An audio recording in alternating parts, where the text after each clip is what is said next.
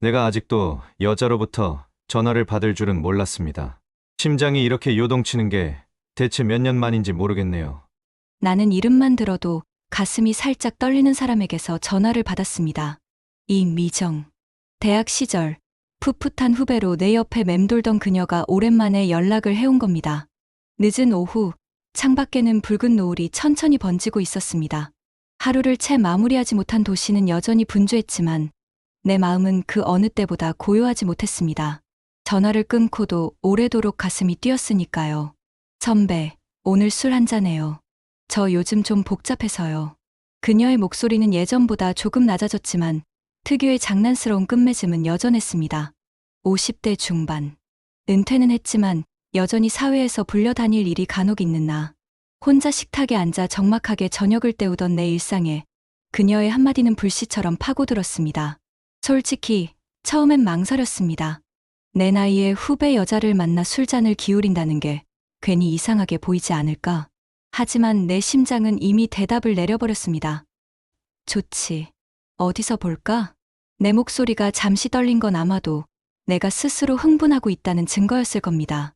퇴근길 지하철역 근처 그녀가 기다리고 있었습니다. 갈색 단발머리, 붉게 물든 입술, 그리고 손에는 작은 숄더백. 예전보다 성숙해진 눈빛이었는데 어쩐지 그 눈빛 속에 시험하듯 나를 바라보는 기색이 있었습니다. 선배, 오래 기다렸죠? 아니, 방금 왔어. 나는 괜히 시선을 피하며 웃었습니다. 그러나 그 순간 옆에서 낯선 여자의 목소리가 들려왔습니다. 선배 이야기 많이 들었어요. 같이 가도 괜찮죠? 나는 고개를 돌렸고 그제야 그녀를 봤습니다. 한수연. 또렷한 이목구비에 차분한 미소를 가진 미정의 친구라고 했습니다. 순간 내 귓가에서 심장이 쿵 하고 크게 울렸습니다. 둘이라니. 나는 순간적으로 당황했지만 두 여자의 웃음이 내 망설임을 지워버렸습니다. 노을이 젖어드는 거리, 붉게 번지는 하늘 아래서 나는 깨달았습니다. 오늘은 평범한 술자리가 아닐 것이라는 걸. 선배, 우리 셋이서 술 마시면 더 재밌잖아요. 그쵸? 그렇죠, 선배. 어때요? 두 여인의 눈빛이 동시에 나를 향했습니다. 내 안에서 오랜만에 불붙은 심장이 세차게 고동쳤습니다. 그날 저녁 내 옆자리를 채운 건 미정만이 아니었습니다. 그리고 그것이 모든 시작이었죠. 이 자리가 단순히 술자리로 끝날 리 없다는 걸 나는 이미 알고 있었습니다. 하지만 내 나이에 이런 흥분을 다시 느낄 줄은 몰랐죠. 우리는 번화가 한쪽 구석 오래된 주점에 자리를 잡았습니다. 낡은 나무 테이블 위로 쏟아지는 노란 불빛, 벽에는 술에 취한 사람들의 웃음이 그림자처럼 어른거렸습니다. 미정이 먼저 잔을 들더니 활짝 웃었습니다. 선배, 이렇게 마주 앉으니까 진짜 오랜만이네요. 그쵸? 나는 억지로 웃으며 맞장구 쳤지만 내 시선은 이미 그녀 옆에 앉은 수연에게로 향하고 있었습니다. 수연은 조용히 잔을 들고 있었는데 그녀의 손목에서 흘러내린 팔찌가 조명을 받아 은빛으로 반짝였습니다. 그 작은 움직임 하나에 내 목이 타들어가는 듯했습니다. 소주가 한 병, 두 병 비워질수록 공기는 점점 무겁고 뜨거워졌습니다. 미정은 장난스럽게 내 과거 얘기를 꺼냈습니다. 선배, 예전에도 여학생들이 몰래 선배 얘기 많이 했던 거 아세요? 잘생겼다, 듬직하다 다들 그랬다니까요. 나는 쑥스럽게 웃었지만 그 말 한마디에 심장이 불쑥 뛰었습니다. 그런데 옆에서 수연이 덧붙였습니다. 저도 사실 미정 씨한테 선배 얘기 많이 들었어요. 실제로 뵈니까 분위기가 다르네요. 생각보다 훨씬 남자다워요. 그 순간 내 귀는 뜨겁게 달아올랐습니다. 남자답다. 그 단어가 내 가슴 깊숙이 박혔습니다. 나는 50대 중반. 이미 청춘은 한참 전에 지나갔다고 스스로 단정했는데 그들의 시선과 말 속에서 다시 남자라는 이름으로 불린 겁니다. 아니야. 괜히 오해하면 안 돼. 그냥 술김에 하는 소리일 뿐이야. 머리로는 수없이 다잡았지만 내 손끝은 이미 떨리고 있었습니다. 잠시 후 안주를 집으려다 내 손등에 다른 손이 스쳤습니다. 차갑지만 부드러운 촉감. 고개를 들자 수연이 살짝 미소를 지으며 잔을 들고 있었습니다. 아, 죄송해요. 제가 먼저 집으려고 했네요. 미정은 그 장면을 보고는 장난스럽게 웃었습니다. 아이, 괜찮아. 선배가 원래 여자 손잡는데 익숙하잖아? 농담이었지만 내 속은 이미 불길처럼 달아올랐습니다. 술자리는 점점 격렬해졌습니다. 미정은 웃음소리를 높였고 수연은 잔을 비울 때마다 얼굴이 붉게 물들었습니다. 그들의 어깨가 내 팔에 닿을 때마다 내 숨은 거칠어졌습니다. 이건 단순한 술자리가 아니다. 이미 두 여자는 나를 시험하고 있다. 그런데 나는 과연 어디까지 갈 수 있을까? 밤이 깊어갈수록 주점의 불빛도 우리만의 공간처럼 좁혀져 갔습니다. 잔이 부딪히는 소리, 웃음소리, 그리고 두 여자의 시선이 교차하며 나를 옥죄었습니다. 나는 알았습니다. 오늘 이 두 여인과의 밤은 결코 평범하게 끝나지 않을 거라는 것을. 그 순간 수연의 무릎이 내 다리에 스쳤습니다. 그리고 미정은 아무렇지 않게 내 잔에 술을 가득 따르며 속삭였습니다. 선배, 오늘은 우리 그냥 끝까지 같이 가요. 돌아갈까? 아니면 더 마셔야 할까? 나는 이미 대답을 정해놓고 있었죠. 술집 밖으로 나오니 밤거리는 붉은 네온사인과 술기운 섞인 사람들의 웃음소리로 들끓고 있었습니다. 찬바람이 얼굴을 스치는데 방금 전까지 달궈진 내 귀가 오히려 더 뜨겁게 느껴졌습니다. 미정이 나를 보며 장난스레 손을 흔들었습니다. 선배, 우리 집이 바로 근처예요. 그냥 가서 좀 더 마실래요? 나는 순간 머뭇거렸습니다. 집으로 돌아가야 한다는 생각과 아직 끝내고 싶지 않다는 욕망이 부딪혔습니다. 하지만 이미 내 발걸음은 멈추지 않고 있었습니다. 수연이 미소 지으며 거들었습니다. 좋죠. 아직 아쉬운데 한 잔 더 해야 하지 않겠어요? 나는 애써 태연한 척 웃으며 대답했습니다. 그래, 뭐 한 병 더쯤이야. 하지만 속으로는 중얼거렸습니다. 대체 내가 지금 어디로 향하고 있는 거지? 편의점에 들러 맥주와 안주거리를 챙겨 들고 우리는 미정의 원룸 앞에 도착했습니다. 낡은 건물 계단을 오르는데 좁은 복도에 세 사람의 발소리가 울렸습니다. 나는 그 소리가 이상하게도 가슴을 두드리는 심장박동처럼 느껴졌습니다. 문이 열리자 작은 원룸이 드러났습니다. 흰 형광등 불빛 아래 놓인 침대 하나, 작은 테이블, 벽에 걸린 낡은 커튼. 아늑하다기보단 답답할 만큼 좁았지만 그 안에서 풍기는 묘한 긴장감은 오히려 넓은 홀보다 짙었습니다. 미정이 먼저 외투를 벗으며 말했습니다. 여기가 제 보금자리예요. 좀 좁죠? 이해해 주세요. 그녀의 웃음에 나는 억지로 고개를 끄덕였지만 시선은 자꾸 침대로 향했습니다. 한쪽 벽을 차지한 생각보다 넓은 침대. 그 위에 어지럽게 놓인 담요와 베개가 오늘 밤의 향방을 예고하는 듯 보였습니다. 세 사람은 테이블 앞에 둘러앉았습니다. 병뚜껑이 또 열렸고 작은 방 안에 알코올 냄새와 두 여자의 향수향이 뒤섞여 퍼졌습니다. 숨결조차 가까운 거리. 내 무릎이 조금만 움직여도 수연의 무릎과 부딪힐 듯한 간격. 나는 속으로 다짐했습니다. 오늘은 그냥 술만 마시고 가자. 절대 다른 생각은 하지 말자. 하지만 정말 그럴 수 있을까? 대화는 점점 느슨해졌습니다. 미정이 머리를 뒤로 젖히며 웃고 수연이 잔을 입술에 가져갈 때마다 내 시선은 그들의 목선과 손끝에 머물렀습니다. 그 순간 내 안에서 스스로를 설득하는 목소리가 속삭였습니다. 아무 일도 없을 거야. 아니, 이미 무언가 시작된 거야. 시간은 빠르게 흘렀고 소주병은 바닥에 나뒹굴었습니다. 방 안의 공기는 후끈 달아올라 창문 유리에 이슬이 맺혔습니다. 그때 미정이 내 잔을 채워주며 낮게 말했습니다. 선배, 오늘은 그냥 늦게 가세요. 아니면 아예. 그녀의 목소리는 술기운에 잠겨 있었지만 확실히 들렸습니다. 나는 대답하지 못했습니다. 단지 시선이 자꾸 침대로 향할 뿐이었죠. 그날 밤, 방 안의 공기는 술기운 때문만은 아니었습니다. 어쩌면 우리 셋은 이미 같은 걸 생각하고 있었는지도 모르죠. 작은 원룸, 낮은 테이블 위엔 이미 빈 병들이 쓰러져 있었습니다. 형광등은 희미하게 깜박이며 방 안에 앉아있는 우리 셋을 한층 더 몽롱하게 비췄습니다. 술기운과 향수, 그리고 땀 냄새가 뒤섞인 공기는 숨쉬기조차 뜨겁게 느껴졌습니다. 미정이 소주잔을 들어 내 쪽으로 내밀었습니다. 선배, 한 잔 더. 오늘은 내가 안 취할 거예요. 그녀의 손끝이 내 손가락을 스치며 잔을 건넸습니다. 순간, 짧은 접촉이었지만 온몸에 전기가 지나가듯 전율이 퍼졌습니다. 나는 괜히 웃으며 잔을 들었지만 내 속은 이미 흔들리고 있었습니다. 이건 우연이 아니다. 일부러 그런 거다. 수연은 말없이 우리를 지켜보다가 갑자기 내 잔에 술을 가득 따랐습니다. 그리고는 부드럽게 웃었습니다. 선배, 거절 못하시죠? 얼굴이 벌써 부러졌는데 그녀의 눈빛은 잠보다 더 깊고 날카로웠습니다. 나는 한순간 그 시선 속에 빨려 들어가는 듯 했습니다. 술잔이 부딪히고 웃음이 흩어지는 사이 미정이 내 어깨에 머리를 기댔습니다.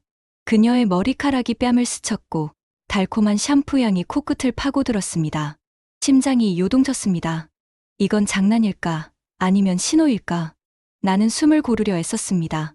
그러나 그 순간 수연의 무릎이 내 다리에 닿았습니다. 의도치 않은 듯 보였지만 전혀 물러서지 않았습니다. 오히려 살짝 힘을 주며 눌러오는 듯 했습니다. 아, 방이 좁으니까 어쩔 수 없네요. 그녀가 그렇게 말했지만 그 미소에는 명백한 도발이 담겨 있었습니다. 내 시선은 미정과 수연 사이를 오갔습니다. 한쪽은 내 어깨에 몸을 기댄 채 숨결을 불어넣고 있었고 다른 한쪽은 다리를 포개며 무언의 신호를 보내고 있었습니다. 숨소리가 겹쳐지고 작은 원룸이 마치 거대한 심장처럼 쿵쿵 뛰는 듯 했습니다. 나는 스스로 다짐했습니다. 여기서 멈춰야 한다. 이 선을 넘으면 돌아갈 수 없다. 하지만 동시에 다른 목소리가 속삭였습니다. 이 순간을 놓치면 다시는 오지 않는다.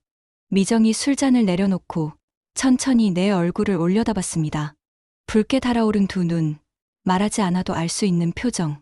그리고 그녀는 낮게 속삭였습니다. 선배, 오늘은 그냥 우리끼리 즐기면 되는 거잖아요. 그렇죠? 그 말이 끝나자 수연의 손이 내 손등 위에 포개졌습니다. 차갑고 부드러운 그 촉감이 동시에 번개처럼 번졌습니다. 나는 더 이상 숨을 고를 수도 도망칠 수도 없었습니다. 그 순간 나는 깨달았습니다. 이제는 우연도 장난도 아니란 걸요. 작은 방 안 술잔들이 무너져 내리고 있었습니다. 바닥에는 소주병이 쓰러져 있었고 테이블 위에는 반쯤 남은 잔이 흔들리고 있었습니다. 공기는 후끈했고 창문 유리는 안개처럼 뿌옇게 서려 있었습니다. 미정이 내 어깨에 기대앉은 채 내 손목을 잡았습니다. 그녀의 손끝은 작지만 마치 쇠사슬처럼 단단하게 감겨왔습니다. 눈을 들어 그녀의 시선을 마주치자 장난스러운 미소는 사라지고 붉게 달아오른 눈빛만이 남아 있었습니다. 선배, 솔직히 말해요. 오늘 그냥 집에 가고 싶으세요? 나는 대답하지 못했습니다. 목구멍이 막힌 듯 숨만 거칠게 몰아쉬고 있었습니다. 그때 수연이 몸을 앞으로 숙였습니다. 짙은 머리카락이 어깨 앞으로 쏟아지며 내 팔을 스쳤습니다. 그녀는 잔을 내려놓고 느리게 웃으며 속삭였습니다. 말 안 해도 돼요. 얼굴에 다 써 있잖아요. 그녀의 무릎은 이미 내 허벅지 위에 얹혀 있었고 살짝 떨리는 온기가 그대로 전해졌습니다. 나는 그 온기에서 눈을 돌릴 수가 없었습니다. 머릿속에서는 두 개의 목소리가 싸웠습니다. 멈춰라. 이건 선을 넘는 거다. 하지만 왜 이렇게 두근거리는 거지? 이성은 내 발목을 붙잡았지만 심장은 이미 그 소나기를 벗어나 날뛰고 있었습니다. 미정이 갑자기 잔을 치우며 내 손을 자신의 무릎 위에 올려놓았습니다. 놀라움에 얼어붙은 순간 그녀는 속삭였습니다. 도망가지 마요. 오늘은 내가 잡을 거니까. 그 말에 내 손끝이 저절로 굳어버렸습니다. 하지만 수연이 곧장 그 위에 손을 얹었습니다. 세 사람의 손이 겹쳐진 순간 방 안의 온도는 한순간에 폭발하듯 뜨거워졌습니다. 나는 눈을 감았습니다. 그리고 천천히 숨을 내쉬었습니다. 그 순간 나 자신에게 고백했습니다. 그래, 이제는 되돌아갈 수 없다. 그녀들의 손길이 더 세게 감겨오는 순간 나는 깨달았습니다. 오늘 밤 나는 반드시 이 선을 넘어설 것이다. 내 안에서 불길이 치솟았지만 동시에 차가운 공포가 몰려왔습니다. 나는 이미 되돌아갈 수 없는 문턱을 넘어버린 거였죠. 작은 방 안의 공기는 숨이 막힐 만큼 뜨거웠습니다. 창문에 서린 물방울이 흘러내리고 천장에서 내려오는 희미한 형광등 불빛은 금방이라도 꺼질 듯 깜박였습니다. 나는 미정과 수연 사이에 앉아 있었지만 더 이상 단순한 술자리가 아님을 누구보다 잘 알고 있었습니다. 미정의 손은 여전히 내 손목을 움켜쥐고 있었고 수연의 무릎은 내 허벅지를 타고 올라와 있었습니다. 그들의 체온이 내 몸을 감싸면서 나는 마치 숨조차 내 의지가 아닌 듯 거칠게 몰아쉬었습니다. 이건 잘못된 거다. 하지만 왜 이렇게 놓고 싶지가 않은 거지? 내 안의 이성은 소리쳤습니다. 하지만 욕망은 이미 내 심장을 사로잡고 있었습니다. 미정이 갑자기 나를 향해 몸을 기댔습니다. 붉게 달아오른 얼굴, 술기운에 젖은 눈빛. 그녀의 입술이 가까워지자 나는 숨을 멈추었습니다. 그 순간 내 머릿속에 오래된 기억이 스쳤습니다. 젊은 날 아내와 함께였던 시간. 하지만 그 기억은 곧 무너져 내렸습니다. 지금 내 앞에서 눈을 감고 다가오는 미정의 체온이 모든 과거를 집어삼켰으니까요. 그 순간 나는 자문했습니다. 이게 나일까? 은퇴 후 매일 같은 일상을 살아가던 초라한 50대 중반의 남자. 지금 이 불길에 휩싸인 내가 정말 나란 말인가? 나는 두려웠습니다. 내가 이 선택으로 어떤 결과를 맞이하게 될지 알 수 없었으니까요. 수연이 조용히 속삭였습니다. 선배, 너무 고민하지 마세요. 그냥 흘러가게 두면 되잖아요. 그녀의 목소리는 놀랍도록 차분했습니다. 그러나 그 말은 내 안의 마지막 방어막을 무너뜨리는 칼날 같았습니다. 나는 그 말을 들으며 깨달았습니다. 나는 이미 흘러가게 두고 있었던 겁니다. 하지만 동시에 죄책감이 차갑게 몰려왔습니다. 내 나이, 내 위치, 그리고 내일의 아침. 모든 것이 무너져 내릴 수도 있다는 두려움이 내 심장을 꽉 조여왔습니다. 나는 손가락 끝을 떨며 속으로 중얼거렸습니다. 제발, 누가 지금 나를 말려줬으면. 그러나 방 안에는 나를 멈출 수 있는 사람이 없었습니다. 오히려 두 여인의 숨결은 더욱 가까워지고 있었습니다. 나는 그 순간 두 여인의 체온에 휘말려 완전히 무너져 내렸습니다. 그리고 동시에 내 안에서 차가운 절망이 밀려왔습니다. 내가 이미 길을 잃었다는 걸 알았으니까요. 그 밤, 나는 드디어 무너져 내렸습니다. 그리고 동시에 내 안에 오래된 불길이 다시 타올랐습니다. 나는 더 이상 숨을 참지 못했습니다. 미정의 뜨거운 숨결이 내 목덜미를 스쳤고 수연의 손길이 내 팔을 타고 오르며 온몸을 휘감았습니다. 좁은 원룸, 단 하나의 침대, 그 위에 엉켜버린 세 사람의 그림자가 불빛 속에서 흔들렸습니다. 심장은 미친 듯이 고동쳤습니다. 술기운 때문이 아니라 내 몸속에서 솟구치는 불길 때문이었습니다. 그 불길은 오래 눌러온 갈망과 회한, 그리고 지금 이 순간의 뜨거움이 합쳐져 폭발하는 듯했습니다. 미정은 내 귓가에 낮게 속삭였습니다. 선배, 이제는 피하지 말아요. 그 말은 명령이자 초대였습니다. 나는 더 이상 피할 수도 거절할 수도 없었습니다. 손끝에서 전해지는 체온, 숨결에서 번지는 향기, 눈빛에서 쏟아지는 갈망, 그 모든 것이 나를 덮쳐왔습니다. 수연은 말없이 웃으며 나를 바라봤습니다. 그러나 그 웃음은 차분하지 않았습니다. 떨리는 눈꺼풀, 달아오른 뺨, 내게서 눈을 떼지 않는 시선, 그 모든 것이 무언의 외침이었습니다. 나는 두 손을 뻗었습니다. 그리고 그 순간 두 여인의 체온이 동시에 내 품으로 쏟아져 들어왔습니다. 마치 거대한 파도가 밀려와 나를 집어삼키는 듯했습니다. 숨이 막히도록 뜨겁고 가슴이 터질 듯 벅찼습니다. 내 귀에는 심장 소리와 두 여인의 숨소리만이 울려 퍼졌습니다. 땀이 이마를 타고 흘러내렸고 그 열기 속에서 나는 더 이상 시간의 흐름조차 알 수 없었습니다. 아, 이게 바로 내가 그토록 잊고 지냈던 감각이구나. 나는 속으로 절규하듯 중얼거렸습니다. 그 순간 나라는 인간의 나이도 과거도 두려움도 사라지고 오직 지금 이 순간만이 존재했습니다. 불빛은 흔들리고 창문에는 김이 가득 서렸습니다. 마치 방 안의 모든 공기가 우리의 숨결로 가득 찬 듯했습니다. 나는, 그리고 우리 셋은 그 좁은 공간에서 서로의 불길이 되어 타올랐습니다. 그 밤, 누가 먼저 나를 불태웠는지는 끝내 알 수 없었습니다. 다만 확실한 건 나는 완전히 무너졌고 동시에 살아있음을 느꼈다는 사실이었습니다. 그 밤은 불꽃처럼 타올랐습니다. 그리고 아침은 차가운 물결처럼 나를 덮쳐왔습니다. 창문 너머로 희뿌연 새벽빛이 흘러들었습니다. 어젯밤 뜨겁게 달아올랐던 방 안은 고요에 잠겨 있었고 작은 원룸에는 세 사람의 숨소리만 은은하게 이어지고 있었습니다. 나는 침대 끝자락에 앉아 있었습니다. 옆에서는 미정이 평온한 얼굴로 잠들어 있었고 그 반대편에는 수연이 숨결을 고르며 이불 속에 몸을 말고 있었습니다. 붉게 달아올랐던 그들의 얼굴은 이제 어린아이처럼 맑아 보였습니다. 나는 손바닥을 바라봤습니다. 어젯밤 불길처럼 달궈졌던 손바닥. 이제는 차갑게 식어 있었지만 그 안에는 여전히 미묘한 떨림이 남아 있었습니다.